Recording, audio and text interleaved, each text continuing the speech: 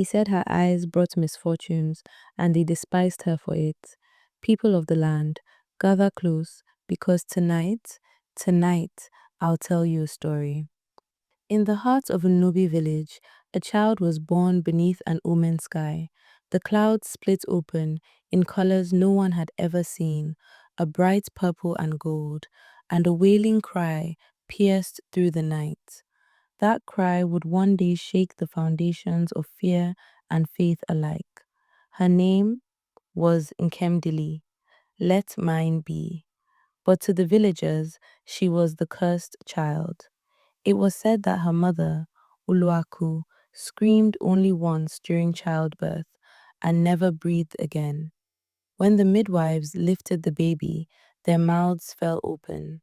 Her eyes. They were not brown, nor black, nor even blue. They shimmered with the color of twilight, deep purple, glowing faintly like embers of a forgotten god. The village elder spat on the floor. Abomination, he hissed. A child born with the eyes of the spirits cannot bring peace. That night, thunder rolled across the sky, and a wind tore through Uluaku's hut. Some said it was her spirit leaving. Others said the gods had marked the child for a purpose beyond mortal understanding. But Nkemdili would not know love, not yet. She grew under the care of her aunt, Ngozi, a widow who feared the rumors but pitied the child. Ngozi raised her in silence, always cautious, always whispering prayers at night. When Nkemdili walked through the village paths, children would stop their play and stare. Women clutched their beads, men crossed their arms. That's the one whose eyes can see spirits, the witch who killed her mother, the cursed child of Nobi. Every word was a dagger, yet Nkemdili walked with quiet dignity. Her gaze never wavered, even when the market women poured sand where her feet had stepped. At 12, she began to feel different. When she wept, the ground around her bloomed with strange purple flowers. When she touched the river, its water shimmered with light. And when she dreamt, she saw visions of a woman bathed in gold, calling her name from beyond the hills. Nkemdili, my child, do not fear what you are. But each time she woke, her aunt forbade her from speaking of it. Hush, child, the villagers will hear. Do you want them to burn us alive? So Nkemdili learned silence. Years passed, and her powers grew stronger. It became harder to hide. One market day, a child fell into the village well. Panic erupted. Men shouted, women screamed. Before anyone could act, Nkemdili rushed forward. She raised her hands, and the water rose. It lifted the boy gently to the surface, placing him safely on the ground. The crowd froze. The boy's mother ran to him, sobbing with joy. But when she turned to Nkemdili, gratitude turned to horror. You used witchcraft, she cried. You summoned spirits. And like wildfire, the cries began. Burn her. She's the daughter of darkness. She killed her mother. Now she wants to kill us all.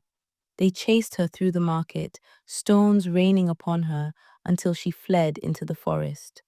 Her aunt's voice echoed behind her, crying her name. But Nkemdili did not stop. The forest swallowed her tears.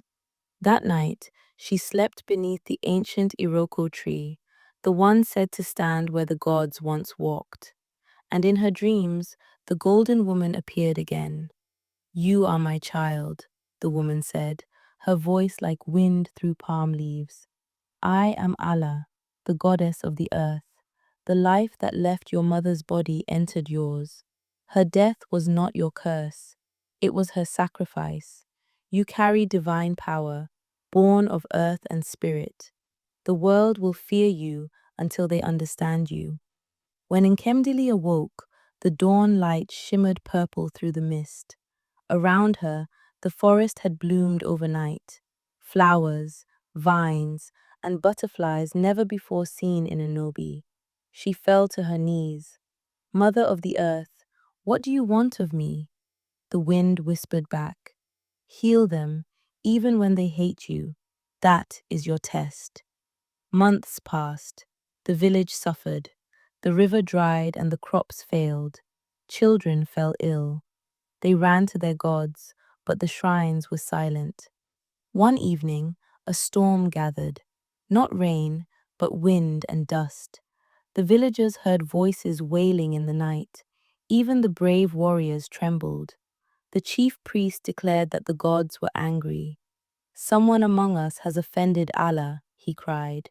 The curse of the purple-eyed child has brought ruin upon us. They sent hunters into the forest to find Nkemdili, to drag her back and end her life. But what they found was not a witch. They found a woman standing before the Iroko tree, her hands raised toward the sky, eyes glowing softly in the stormlight. The ground beneath her feet pulsed with light, and the wind bent to her voice.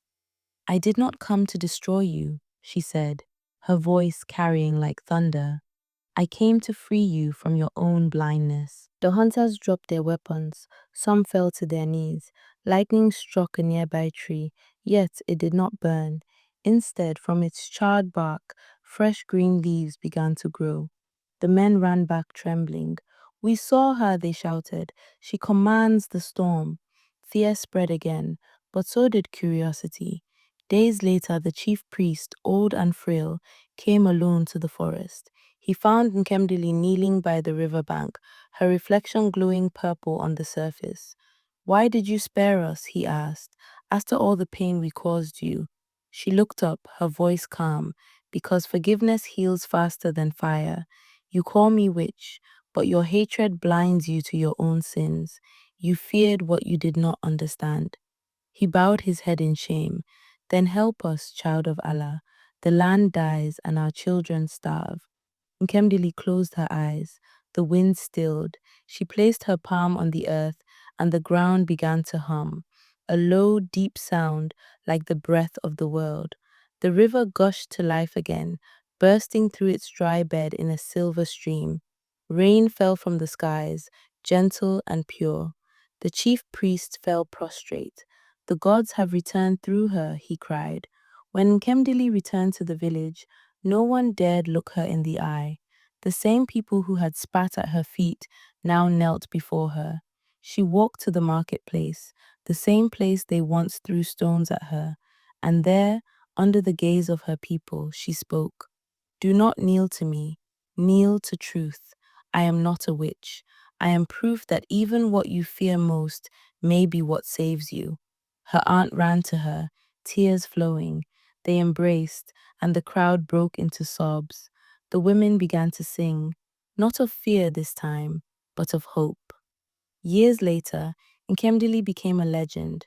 Some said she vanished into the forest, walking back into the arms of the goddess. Others said she lived among the people, healing and teaching until her hair turned silver. But every harvest season, when the sun set and the sky turned purple, the villagers would gather and tell her story. And if you walk through Nobi on such a night, the old women will point at the horizon and whisper, Look, the sky bears her eyes. Nkemdili is watching. The girl we once cursed, now our guardian. They say every generation births another child with her mark, a child with eyes that shimmer purple when the moon is full.